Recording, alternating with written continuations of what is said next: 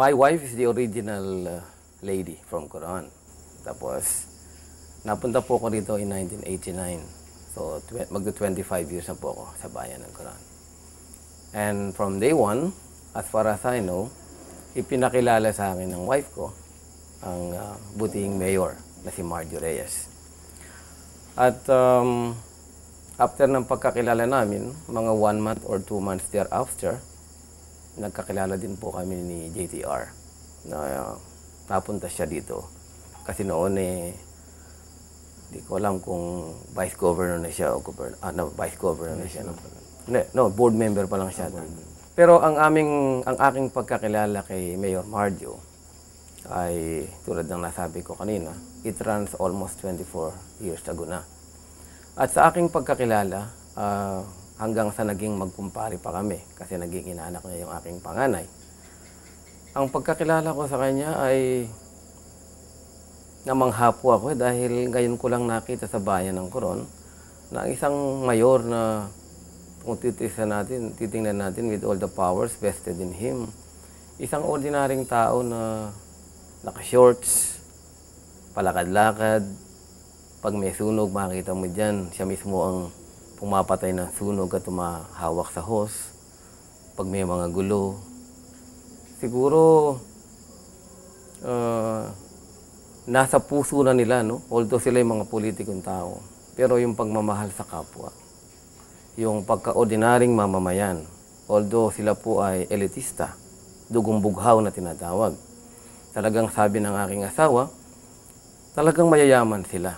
Kasi ang mga Reyes talagang mga dugong bughaw sa bayan ng Coron. Pero yung yaman na yun hindi nagsilbing gamitin nila yun sa masama o maging mayabang sila. Bagkus kabaligtaran ang nangyayari. Kung ikaw ito kay ibang lugar, makikita mo ang aming mayor, palakad-lakad dyan, magmumotor sa palengke. Ayaw niya mag-drive yung driver niya, siya na mismo mag-drive sa kanyang car. Ayaw rin mag-drive ng kanyang motor. Tapos siya magdadrive. Baliktad po, no? Yung bodyguard, siya ang walang ginagawa. Ang mayor na nagdadrive ng kanyang mga sasakyan.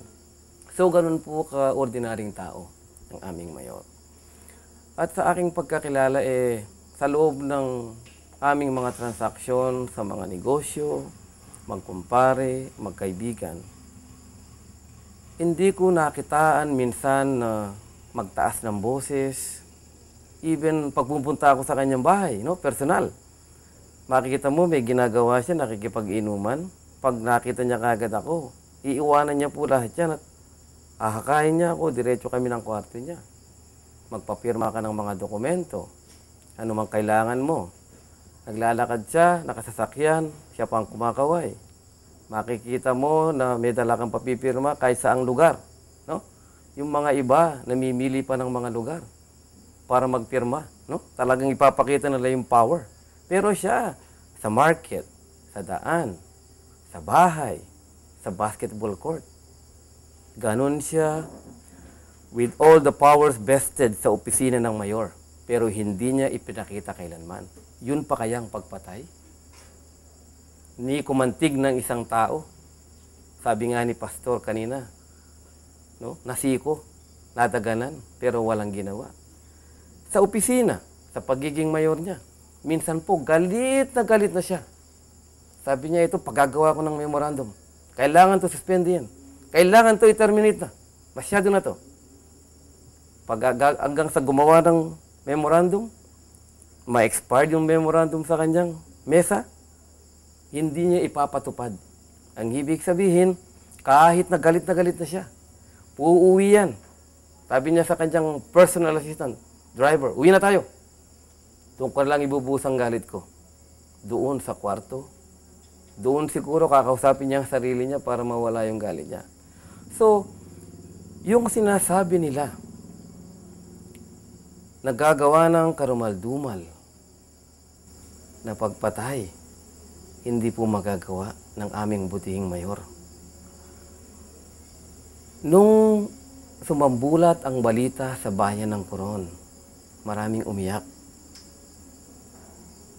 Silently nananalangin.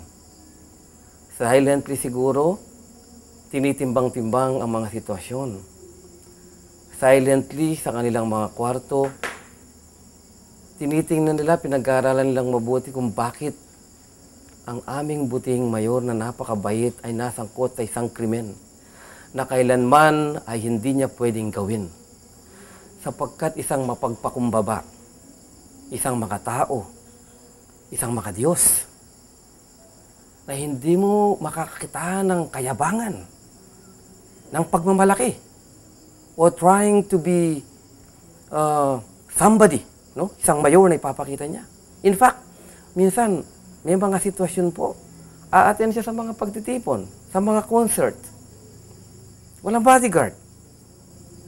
Isang ordinaryong tao. Gusto niya maupo sa pinakaduduluhan na walang nakakakita sa kanya. Maraming umiyak.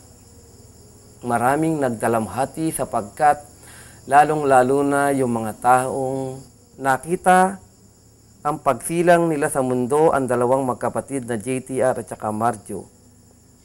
Ang mga taong yan nakita ang pagpapalaki ng mga magulang, paghubog na may takot sa Diyos. Nangihinayang ang mga matatanda sa bayan ng Coron. During the previous prayer rally, maraming nagpatotoo, maraming nagsabi na ang dalawang magkapatid na yan, Marjo Reyes at JTR, ay kailanman hindi pwedeng pumatay. Kahit langgam, hindi kayang patayin ng magkapatid. Because in my 24 years, nadama ko kung gaano niya kamahal ang mga tika-Coron. At hindi siya makikipagsabuatan kanino man. O ipayagan niya ang kanyang kapatid na pumatay man lang. O silang dalawa magkasabwat sa isang krimen. Bakit kailangan pumatay sila? They have all the powers vested in them. Pero hindi naman kapangyarihan ang hinangad sa kanila. Yun ay binigay at iniluklok sila ng tao sa bayan ng Coron sapagkat mahal sila ng tika-Coron.